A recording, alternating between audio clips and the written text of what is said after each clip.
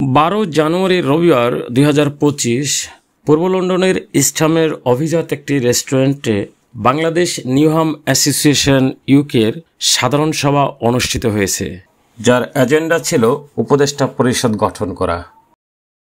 আমি আজকের এই অনুষ্ঠান থেকে আমরা প্রতিটা বিভাগ থেকে 2 জন করে লোক নিয়োগ দেব।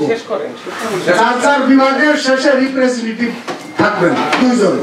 সভায় মাহবুবুল্লাহ রিস্কুর সভাপতিত্বে এবং সাধারণ সম্পাদক জাহাঙ্গীর আলম মাসুদের সঞ্চালনায় কোরআন থেকে তেলাওয়াত করেন ধর্ম বিষয়ক সম্পাদক হেলাল উদ্দিন এবং সূচনা বক্তব্য রাখেন সাংগঠনিক সম্পাদক জালাল আহমেদ, সৈয়দ হেলাল উদ্দিন কবির কাজল, সদস্য সচিব, সহসভাপতি মোহাম্মদ মামুন, আরমান উদ্দিন, বাচ্চু ব্যানার্জি, আব্দুল মতিন, সোহান সোহাগ কোষাধ্যক্ষ, হাকিম শিকদার, রাজু আহমেদ, জিয়াউল কবির, দিদার হোসেন, রাশেদ মোল্লা, ইকবাল হোসেন, মোহাম্মদ আলী এবং মোহাম্মদ মুজাহিদ সহ অনেকেই।